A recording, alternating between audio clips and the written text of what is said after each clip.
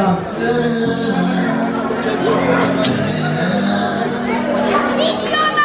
Ich hör die Möwen singen am Hafen, das letzte Lied zum Rauschen. Solche lang nicht mehr die Jahre, ich und dich im Haus. Wir war vorher mal miteinander da, doch der Schlaf schmeckt noch genauso.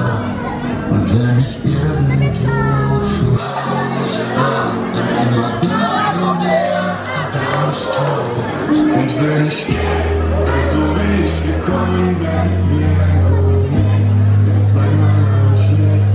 Vielleicht tut es weh, doch wir laufen mal sicher gehen, dass ich will mein Leben, lass uns nochmal aufdrehen. Und wenn ich gehe, dann so wie ich gekommen bin, wie ein Komet. Immerhin, sowas finde ich schön. Ich bin Mitarbeiter. Jetzt hier, guck mal. Und die Fahrt für die nächste Fahrt. Jetzt schon mal im Voraus hier oben an der Kasse lösen, bitte.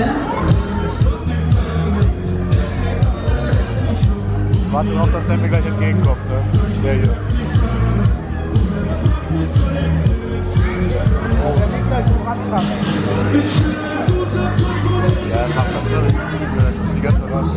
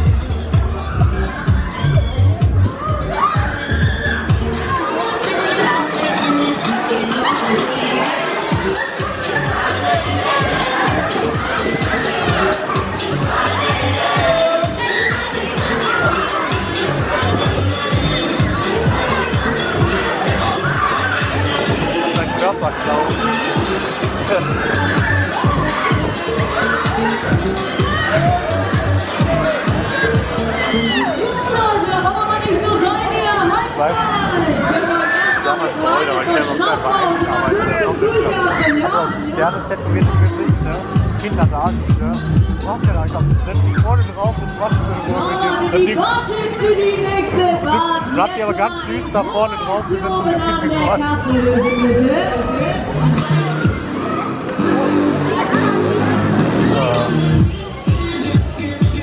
Schön Stimmung erst an einer der besten Musikexpresse.